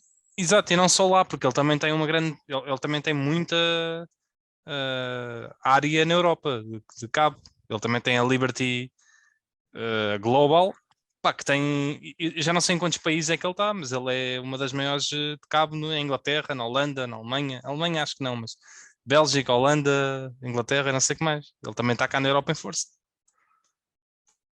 Bom, vamos passar ao próximo tema. Queres fazer alguma consideração final? Não. Ou Gonçalo? É não? Isso. Chuta. Então, vamos lá. O tema desta semana o meu tema desta semana é o management, as equipas de gestão e eventualmente também e depois mistura-se com os fundadores e com quem são os maiores acionistas. Mas eu pergunto-vos a vocês, vamos fazer isto um bocadinho mais interativo desta vez. Porquê é que a equipa de gestão, ou a qualidade da equipa de gestão é tão importante assim? Ou, primeiro, se é importante para vocês e porquê? Podemos começar com o Gonçalo. Eu, na verdade, acho que já falámos, eu trouxe aqui um tópico parecido não é? Quando o Rob Vinal fala sobre a gestão e a importância de investirmos em empresas em que confiamos na gestão. Não é? E o ponto dele era quando as coisas correm mal, quando há um caso em que a gestão é acusada de fraude, há um caso em que há um gap na ação, como no Facebook, em que abre a abrir 25%, o preço perde alguma relevância, porque o fundamental é tu acreditares que as pessoas são íntegras e que fazem sentido. E eu lembro-me que na altura ele falou da Credit Acceptance, tinha um processo em tribunal do Estado de Nova Iorque. E a única coisa que deu conforto não foi aquele transacionar um PR10, não foi a empresa ter crescido muito no passado, foi ele conhecer a gestão e saber o mindset delas e perceber que era muito difícil ele ter-se enganado de tal forma que a gestão fizesse ou fosse culpada daquilo que ele estava a ser acusado. Uhum. Portanto, a gestão com a equipa de gestão como margem de segurança. Basicamente aí... Exatamente. Ajuda a proteger daqueles de riscos de perda total. Do Diogo, qual é a ênfase que pões na equipa de gestão ou a importância e porquê? Cada vez mais meto, porque primeiro porque lá está, há uma noção de quando alocamos capital, eu costumo dizer que eu não meto o meu dinheiro nas mãos de ninguém, não é para gerir por mim, mas na verdade tipo, nós metemos, não é? Nós quando compramos as empresas, nós estamos a meter dinheiro nas mãos das pessoas que estão lá todos os dias a trabalhar e a administração que está lá todos os dias a decidir o que há de fazer com a alocação de capital. Portanto, se eu vou pôr o meu dinheiro nas mãos de alguém, eu tenho que confiar na pessoa, né? Esse é logo o ponto número 1. E confiar é assim, obviamente que são pessoas que eu não conheço e eu não ando aí a viajar e a conhecer as equipas, etc. Ainda. Mas há hoje em dia, e desde o Covid, isto realmente também vai beneficiar muito. É muito fácil ter acesso, contactar e ver coisas e mesmo através dos números das empresas dá para perceber, não é? A cultura, nem sempre, mas já se consegue ter alguma capacidade. E portanto esse é o ponto número 1, que é, estou a meter o meu dinheiro nas mãos de alguém, tenho que confiar nas pessoas que estão lá. Depois, obviamente que apesar de não ser um mote, né, um bom gajo à frente de uma empresa faz toda a diferença. É engraçado que o Warren Buffett costuma dizer que gostava de pôr dinheiro em empresas que até um burro não é, conseguisse gerir, porque mais tarde ou mais cedo um burro vai conseguir. Mas depois olhamos para a Berkshire e não é claramente quem investou na Berkshire não foi porque o negócio têxtil era uma minadora, não é? E a única maneira de nós conseguir achar uma empresa dessas seria através da gestão e não através do negócio inicial onde ela estava. Mas depois aqui há nuances, que é, eu acho que quanto mais pequena for uma empresa e quanto mais numa fase embrionária tiver, mais importante é a gestão. Eu acho que claramente, sei lá, numa empresa como... agora também não consigo, também não tenho muitas empresas pequenas, mas imagina, numa empresa como a Trupanion, que é uma empresa de seguros, é mais importante que estar numa fase embrionária, agora já menos, mas era mais importante acreditar na gestão no que uma empresa como a Mondelez ou como a Coca-Cola, né? Na Coca-Cola não é muito relevante quem é que está lá, não é? Porque é muito difícil fazer alguma coisa que fuja um bocado àquilo que é feito no negócio, que é fazer... É difícil destruir o moat, não é? Da Coca-Cola. Exato, mas já tentaram. Exatamente. É só não fazeres nada para que aquilo funcione. E há, obviamente, empresas mais pequenas precisam de mais atividade, há mais decisões a serem tomadas a toda a hora, mas depois também há setores que necessitam mais disso do que noutros. Portanto, também tem a ver com a indústria e também tem a ver com o quão consolidada está a empresa, e há empresas que eu ligo mais à gestão do que a outras. Portanto, são estes dois fatores que para mim são fundamentais, mas cada vez mais tenho tentado não só à gestão como a tudo o que passou, não é? À cultura da empresa, essas questões mais qualitativas. E a cultura terá ligada à gestão de uma forma muito, muito forte. Sim. Normalmente a cultura, de regra geral, é imprimida pela gestão, inicialmente pelos fundadores e depois pela gestão, seja os fundadores já não estiverem lá. Há uma agora, por exemplo, o Rovinal também fala da Carvana, de dois eventos. Um deles eu já tinha falado aqui, o outro nem sei, que é o que vou dizer agora. Que, por exemplo, o CEO, o fundador da Carvana, quando eles atingiram o seu 1 milhão de carro vendido, né? Ele deu um prémio aos funcionários todos, que aquilo foi um balúrdio ainda. Tipo, imagina, foram 100 milhões de dólares que ele deu aos funcionários. E isso ainda por cima vinha nas contas da empresa, como baixou o lucro na altura, porque é considerado, eu não sei muito bem, é considerado uma doação de ações, então entra para as contas, mas como não foram emitidas novas, aquilo na verdade não fazia sentido entrar nas contas. É assim uma coisa qualquer do género. O Gonçalo está ali a fazer uma cara feia, mas podes ir ver, eu também não percebo muito bem como é que isto é, mas podes ir ver se não é o último ou o penúltimo quarter em que isto aparece. Mas pronto, isto para ele dizer, que lá está, que isto é nestas pequenas coisas que tu consegues ver que a administração é espetacular, não é? Porque nos períodos mais difíceis, ele depois também fala do Covid, também houve umas coisas assim deste género, agora com isto, tipo, não são todos os CEOs que fazem isto. E aqui isto mostra uma cultura espetacular dentro da empresa. E São agora bons. já não me lembro de onde é que eu vinha com Não te isso. preocupes. Mas aí, no caso da Carvana, claramente esse tipo de cultura não está a ser apreciada pelo mercado, porque parece que está, pelo menos Não, do que me parece a mim, é que colocam os trabalhadores ao fazer mais negócio muito à frente de qualquer retorno acionista.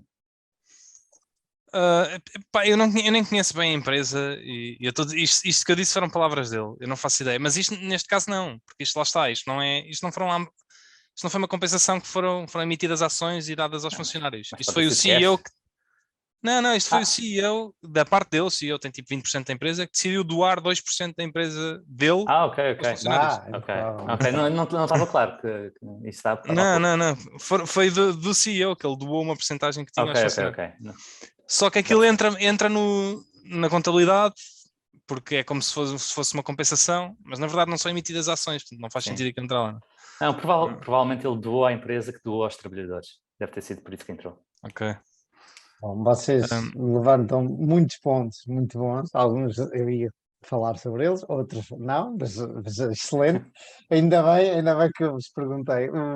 Os dois tocam num ponto, mas especialmente ali o Gonçalo toca num ponto que é conhecer, e falas da Credit Acceptance e de conhecer a gestão, só que o problema é que nós, e como o Diogo disse muito bem, e tu corrigiste, ainda não visita as empresas, o problema é que a maior parte dos investidores não pode conhecer os gestores e não pode ir visitar as empresas para aferir essa cultura. Portanto, quais são as ferramentas que nós temos para chegar lá, para entender a qualidade técnica da gestão, para entender a integridade da gestão e para entender se podemos realmente dormir, como o Diogo dizia no seu ponto 1, meter o dinheiro nas mãos da gestão e dormir descansados quando acontece uma acusação de fraude, ou um short report, ou uma coisa assim. Gonçalo, antes de continuar, tu estavas aí a querer dizer qualquer coisa? O Diogo tocou um bocadinho disso. Não é preciso ir almoçar com o Buffett para perceber que ele é uma pessoa íntegra e que é um ótimo alocador de capital, não é? Quando é muito, muito óbvio, é fácil. O problema é que a maior parte das empresas está ali no meio termo e ter um contacto direto ajudaria imenso. Mas há algumas empresas que realmente é tão óbvio que são íntegros e bons gestores e bons alocadores de capital que nem precisas de visitar. Concordo em absoluto. Bom, eu tenho aqui 4 pontos para um comum dos mortais, ou 4 grandes áreas para analisarmos a gestão. Primeiro é ownership, skin in the game. Se a empresa, eu sei o que é que me vão dizer a seguir, a percentagem da empresa, de ações que o management tem da empresa, normalmente é tido como, e há estudos que provam isto, que empresas ainda lideradas pelos fundadores tendem a outperform, lembrem-me da palavra em português, todas as outras empresas tendem a ter melhores resultados bolsistas, neste caso, em relação a todas as outras. E isto acontece porque há o chamado skin in the game, há a pele em jogo, aquelas pessoas e aquelas famílias, muitas vezes também são famílias, têm algo a perder e algo a ganhar. E não só isso, mas em termos operacionais, é curioso que o facto de terem muita. Lembro-me aqui de vários fundadores que ainda têm uma grande percentagem das empresas em questão. Eles têm a autoridade moral para mudar as coisas de um momento para o outro, que, por exemplo, e o Diogo aqui comentou a Coca-Cola, alguém que chegue de novo à Coca-Cola, ou por exemplo à Altria dos cigarros, que o que devia fazer, no meu entender, era cortar o dividendo ou deixar de subir o dividendo e começar a recomprar ações, e o dividendo sim ia crescendo por ação, porque os preços da ação está baratíssimo, só que o dividendo é visto como uma vaca sagrada nos Estados Unidos, o dividendo dos cigarros, e ninguém tem coragem de mexer no dividendo da Altria. Mas o que não quer dizer que seja a coisa certa a fazer, a estratégia certa. Portanto, empresas que têm, ou fundadores, têm muito mais capacidade de dizer, não, eu é que mando nisto, mais ou menos assim, eu é que mando nisto, vamos cá tomar as decisões que são precisas ser tomadas. Porque pensam em mais longo prazo e porque têm, obviamente, os seus interesses alinhados. Perdão. Uma das coisas, e depois há aqui várias formas de medir a percentagem. Pode ser a percentagem da empresa, por exemplo, se o fundador ou o manager tem 50% da empresa, 51%, se tem 30%, se tem 10%, se tem 5%, mas também podemos tentar, e isto é a parte mais difícil, qual é a percentagem do seu net worth, do seu património que está naquela empresa, ok? Porque ele pode ter, ou ela pode ter só 10% da empresa, mas ser 100% do seu capital. Portanto, aí está, pode-nos parecer que tem uma percentagem pequenina, ou relativamente pequena, mas na verdade tem lá o dinheiro todo. Isto é muito mais difícil de conseguir saber, porque nós não temos a capacidade de perceber quanto é que as outras pessoas têm de património, mas se nós conseguirmos, de alguma maneira, pá, e temos internet, e temos outros investidores e tal, e notícias e por aí fora, perceber isto eu diria eu que nos dá muito mais informação do que só a percentagem da empresa que aquela pessoa tem. Outro... E nesse ponto há situações em que nem precisas de procurar para saber que quase todo o património dessa pessoa está naquela empresa. Lá está, o Buffett está a ser um dessas pessoas, o Mark Zuckerberg, os fundadores da Google.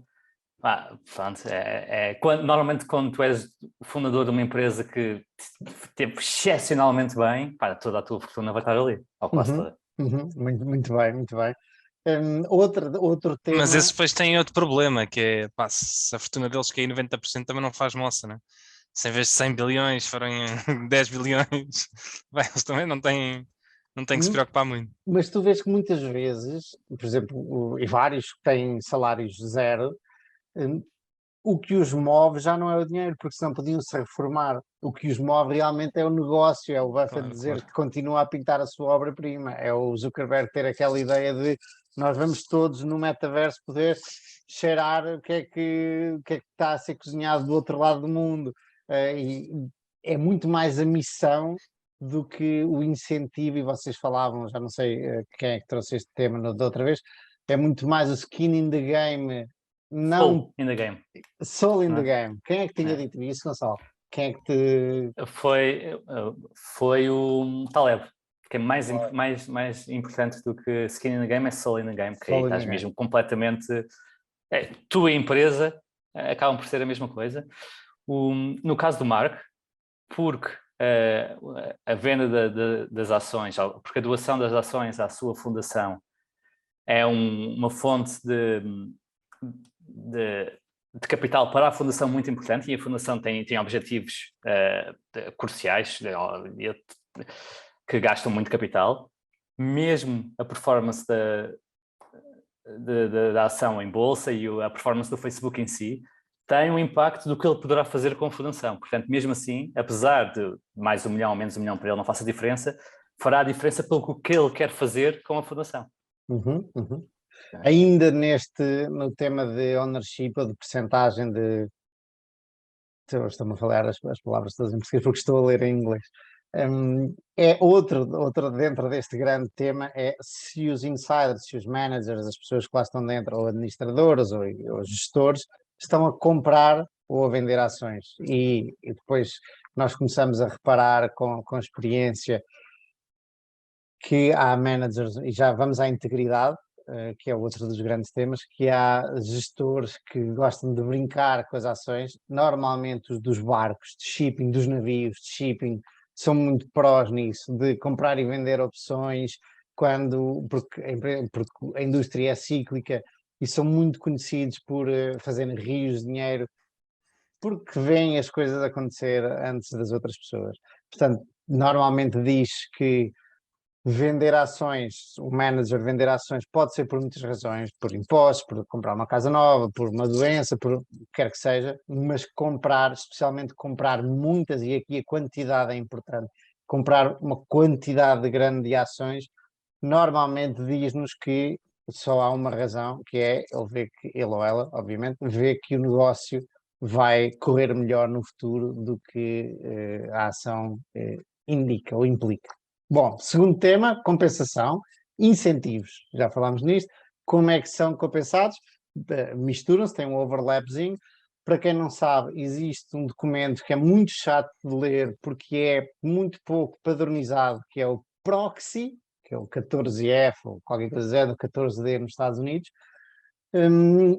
que nos diz a compensação das equipas de gestão e das boards. E é chato de ler porque é preciso andar ali à procura da coisa. Ele é semi-padronizado, mas como varia muito de empresa para empresa, é uma coisa chata de ler, mas muito, muito importante. Eu cada vez mais olho para o proxy e há quem olhe para os proxies durante muitos anos para perceber como é que foi evoluindo as métricas de compensação da empresa.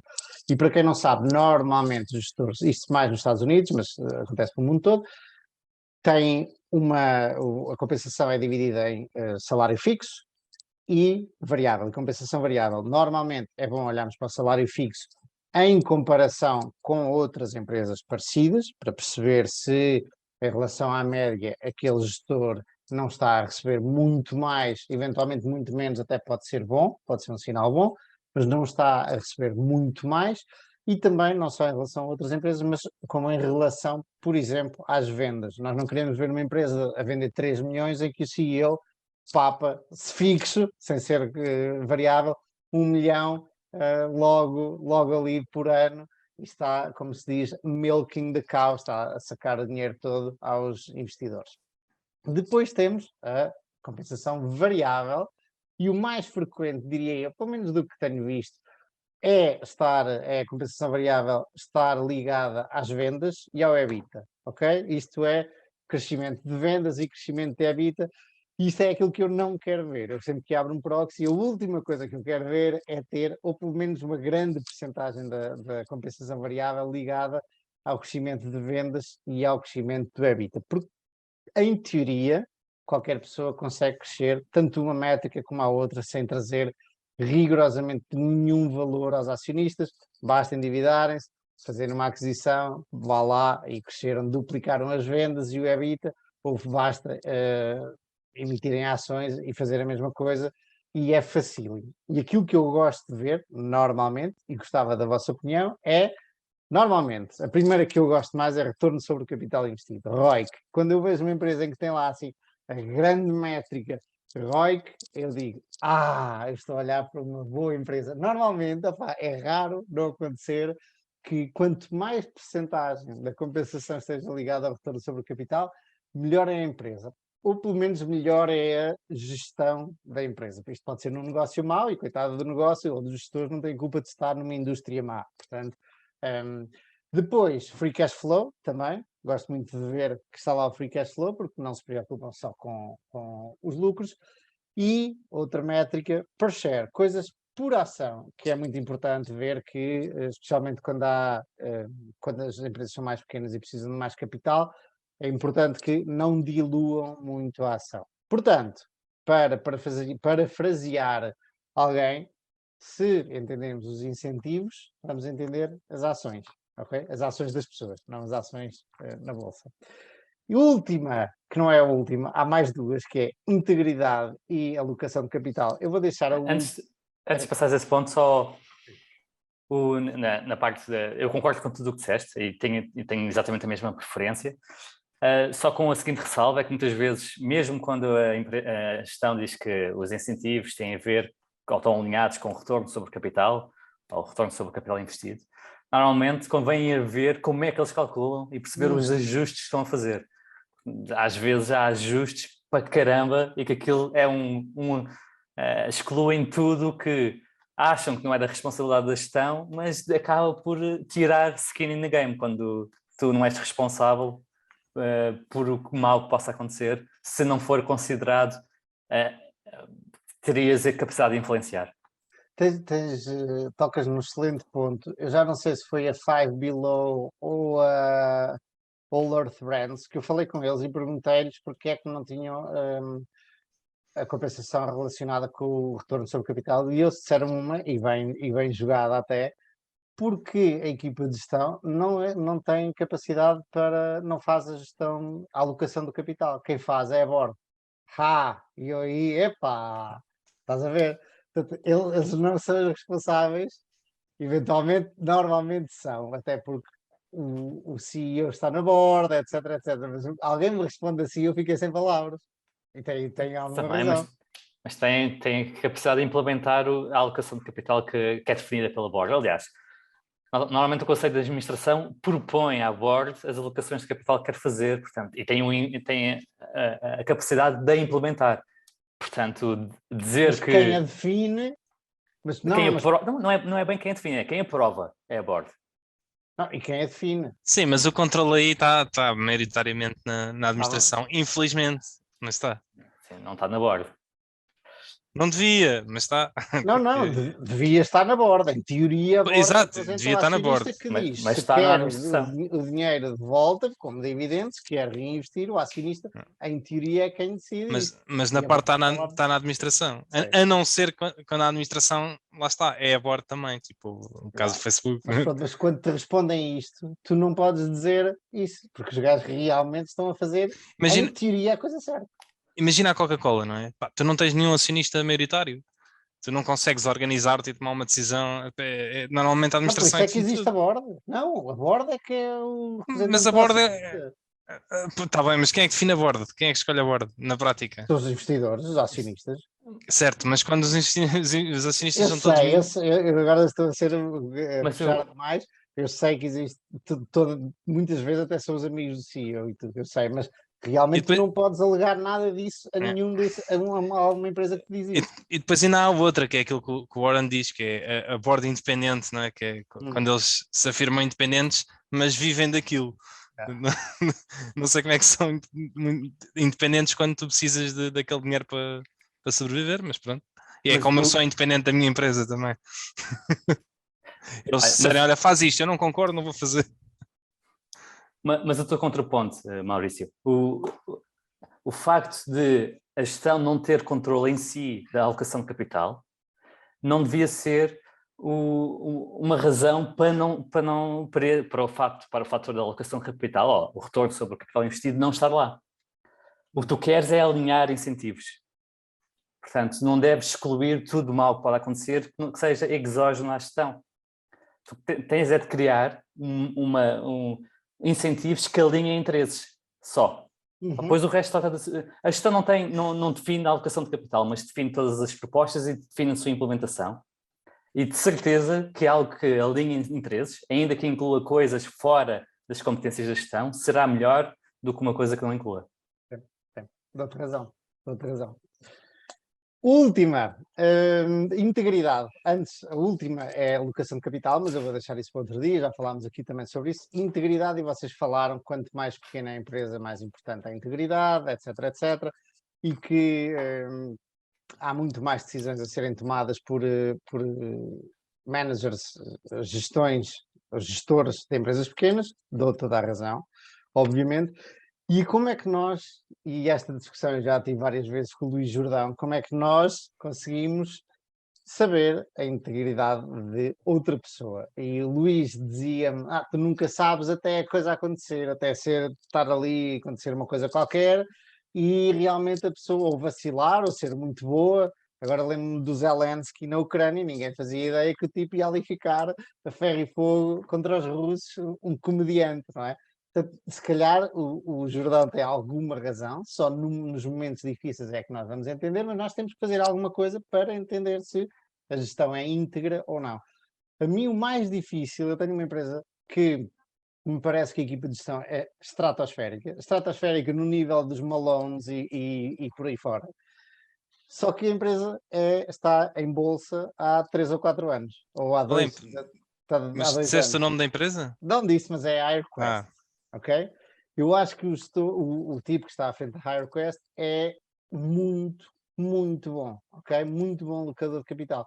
Só que o problema é que a empresa já existe há 40 anos, ou há 30 anos, só é cotada em bolsa desde 2018. Portanto, eu não tenho tanta capacidade assim para entender, especialmente a integridade, que é o que eu quero saber, porque há ali uma quantidade de coisas de related party transactions e tudo que eu gostava para aumentar a minha posição um dia. Gostava de saber mais sobre a integridade deste senhor, porque a parte técnica eu já percebi que o gajo é um craque. E como é que nós podemos chegar a entender a integridade das pessoas? Uma coisa muito importante é usar o Google, ok? Perguntar ao Google se há fraudes, se há histórias antigas com os CEOs, e há vários que são apanhados no instante, basta uma pesquisazinha rápida no Google que nos diz logo isto. Outra são as conference calls, um gajo, ouvir as conference calls, perceber quando fazem perguntas difíceis aos CEOs, se eles fogem, se eles não fogem à conversa. Eu vou-vos dar 2 exemplos de 2 coisas que sei imediatamente que não quero ter aquela ação quando ouço, e depois esta da parte de integridade é aquela que normalmente não nos explicam quando estamos a aprender a investir, mas eu no meu curso de Volume Stocks, mais uma vez publicidade, ensino algumas coisas, e uma delas é que eu ouço "This is a growth company". Quando eu ouço uma equipa de gestão dizer, não, isto é uma empresa de crescimento, independentemente se esse crescimento é bom, é mau, se nos traz valor, se não traz valor, e eles só querem chegar aos números ou chegar ao crescimento, eu ponho logo, não é que eu não queira ter essa ação, mas fico logo com o nariz, assim, torço logo o nariz, há aqui qualquer coisa, é melhor ter calma. Outra é, que também já ouvi de outra empresa, "We always achieve our numbers". Nós atingimos sempre nossa guidance. Isto é meio caminho andado para o management torcer os números para cumprir a guidance. É outra daquelas que eu fico assim, quem diz que atinge sempre a guidance, Portanto, eu agora trago-vos um exemplo, isto está a acabar, temos 1 minuto e qualquer coisa. Isso é uma estratégia que também se costuma fazer, que os CFOs devem fazer, e está recomendado para eles pelo menos quando entram em bolsa, que é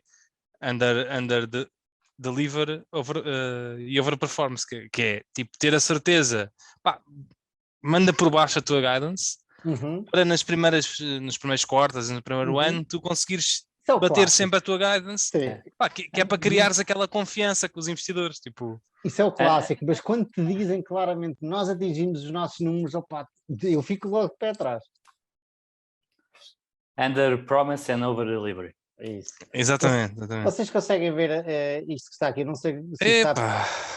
Consigo. Lembro-me dessa empresa. Pronto, então vamos lá ver. Isto é Reus, olha, temos menos de 1 minuto, depois eu volto quando isto... Isto é em novembro de 2021. E qual é em grandes letras garrafais? Real reports 23% de aumento das vendas no quarto, no trimestre. Isto é normalmente, regra geral, a maior parte das empresas publicam, sim, como título, o crescimento das vendas, ok? Mais ou menos, nem todas, mas podemos dizer que sim. Só que no quarter a seguir, o que é que a Real disse? E vejamos aqui, isto é maio de 2022, já não nos fala do crescimento das vendas, mas diz-nos year over year cash, o dinheirinho no banco, o cash, o caixa, subiu 18%. Então, mas porquê é que eles não falaram das vendas? E se olharem aqui para baixo, a amarelo, vem que a Real ganhou em vendas, fez em vendas quase 900 milhões, não, 900 mil dólares, em comparação com o trimestre anterior, que fez 1 milhão e qualquer coisa. Portanto, e a Real, eu cheguei a ter esta empresa, é especialista em torcer os headlines, torcer as notícias que mandam cá para fora, conforme lhes dá jeito. E eu cheguei a ter Real porque estava entusiasmado com a tecnologia e falei com o CFO deles, que é um tipo da nossa idade. Era, entretanto já foram vários, e eu não gosto de falar mal de ninguém, mas eu entendi imediatamente a seguir à conversa com ele que não queria mais ter Riwi, porque o que a Riwi faz é uma empresa de sondagens, tem uma tecnologia espetacular. Sempre que nós nos encanamos num URL, no endereço de uma página, a Riwi tem uma tecnologia que nos consegue fazer aparecer uma sondagem à frente em URLs adormecidos ou mal escritos, etc, etc. E até é espetacular a tecnologia. E os grandes clientes deles, muitos são bancos ou empresas, ou, por exemplo, o Banco de Portugal, que querem estatísticas, ou empresas grandes que precisam de falar com a Riwi, não podem usar a tecnologia sozinhos. O governo dos Estados Unidos, agências de segurança, por aí fora. E o gajo, o CFO disse-me, epá, os clientes às vezes são tão burros, nós precisamos de estar a explicar isto tudo e tal. E eu quando ouço aquilo, eu pensei, eu não quero ter uma empresa em que, deixem-me parar aqui de partilhar, eu não quero ter uma empresa em que o CFO me diz que os clientes são burros e que precisam estar a explicar tudo e mais um par de botas aos clientes. E eu imediatamente percebi, eu não quero ter uma empresa. Pronto, aliado a estas... Eu lembro que tiveste um bife na altura, meu, com contigo no Facebook. Facebook. Olha, e por falar nisso, esse participante do meu grupo de Facebook, entretanto, saiu, que era muito resiliente, tinha razão, a empresa até hoje não deu grandes retornos nem grande dinheiro nesse aspecto. A forma como eu disse é que não foi muito agradável.